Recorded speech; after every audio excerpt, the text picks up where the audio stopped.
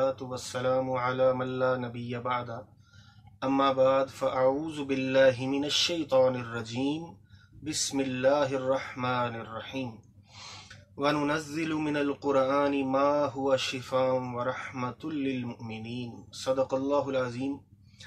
नाज़रीन किराम, अस्सलामु अलैकुम व रहमतुल्लाह। Beauty of Islam digital channel में आपको खुश आमदीद कहते हैं। नाज़रीन किराम, अक्सर लोगों की ये शिकायत होती है कि हम जो वज़ाइफ पढ़ते हैं या हम जो दुआएं करते हैं वो कबूल नहीं होती, या जो वज़ाइफ हम कर रहे होते हैं और जो वज़ाइफ के फ़ज़ाइल हमें बताए जाते हैं उसको मद्देनज़र रखकर हम जब वज़ाइफ करते हैं तो उसका वो रिज़ल्ट नहीं निकलता। ये शिकायत जो है ये ज़ुबान ज़द आम है लोगों की। तो क्या वजूहात हैं इसकी, आज उन्हीं वजूहात पर हम गुफ्तगू कर रहे हैं। एक बात हदीस का मफहूम आपको बता देता हूं इससे पहले कि बात को मजीद आगे बढ़ाएं। बंदा जो भी दुआ करता है ना, अल्लाह रब्बुल इज़्ज़त उसको सुनता भी है और उसको कबूल भी करता है। अल्लाह फरमाते हैं वक़ाल रब्बुकुम उदऊनी अस्तजिब लकुम, ए मेरे बंदे तू मुझे पुकार तो सही, मैं तेरी पुकार को सुनता हूं। अल्लाह कह रहा है मैं सुनता हूं और फिर अल्लाह कबूल भी करता है।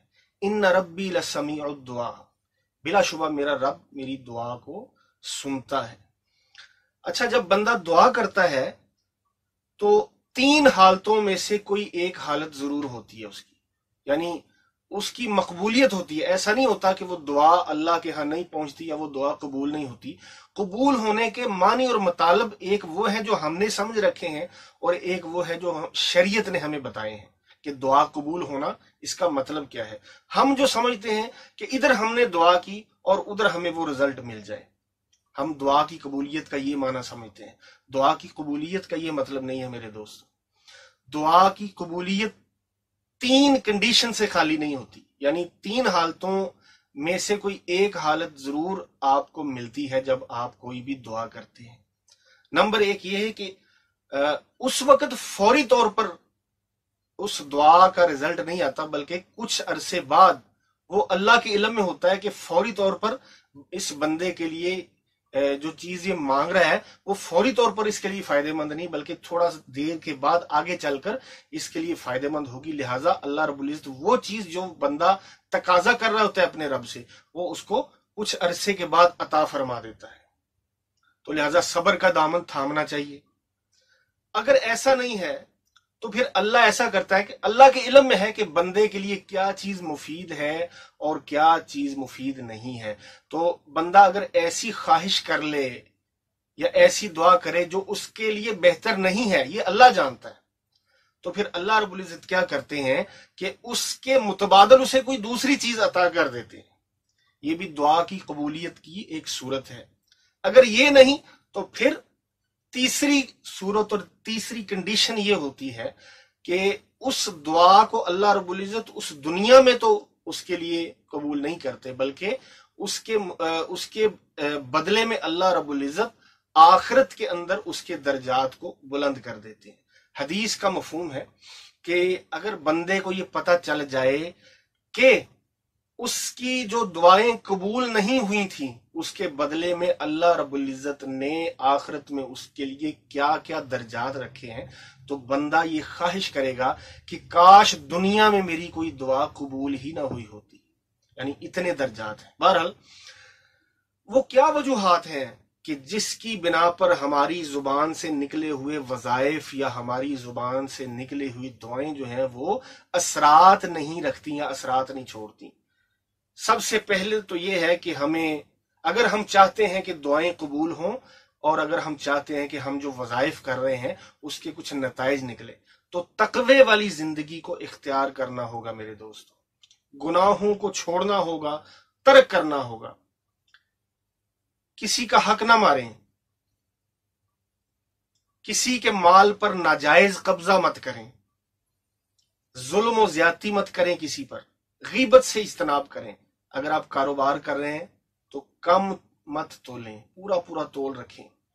जायज जितनी रकम ले रहे हैं उसकी के मुताबिक दूसरे को उसका सौदा दें जो आप देना चाह रहे हैं।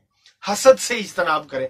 हसद के बारे में आता है कि नेकियों को इस तरह खा जाता है जिस तरह सूखी लकड़ी को आग खा जाती है। तो हसद से इज्तनाब करें, तकब्बुर ना करें। ये वो चीजें हैं कि इसके जरिए से, इन चीजों से अगर हम इज्तनाब करेंगे तो हमारे अंदर तकवा आएगा, और तकवे की वजह से फिर हमारी दुआएं जो हैं वो अल्लाह के यहाँ बिला रोक टोक पहुंच जाएंगी। इसके अलावा जो करने की चीजें हैं, जो करने की बातें हैं, वो ये हैं कि जो फराइज अल्लाह रब्बुल इज्जत ने हम पर लागू किए हैं, उन फराइज को एहसन तरीके से अदा किया जाए, बगैर किसी सुस्ती के और बगैर किसी कोताही के। ज़कात और सदकात देते रहना चाहिए। सदकात जो हैं वो बलाओं को टालते हैं, आफतों को, मुसीबतों को टालते हैं। तो जब हम ज़कात भी देंगे, हमारा माल जो है वो पाक हो जाएगा। तो माले हलाल कमाने के साथ साथ उसको पाक भी करना चाहिए। पाक, अभी जो मैंने अर्ज किया, पाक कैसे होगा? हलाल माल तो कमा लिया लेकिन पाक नहीं होता। पाक कैसे होगा?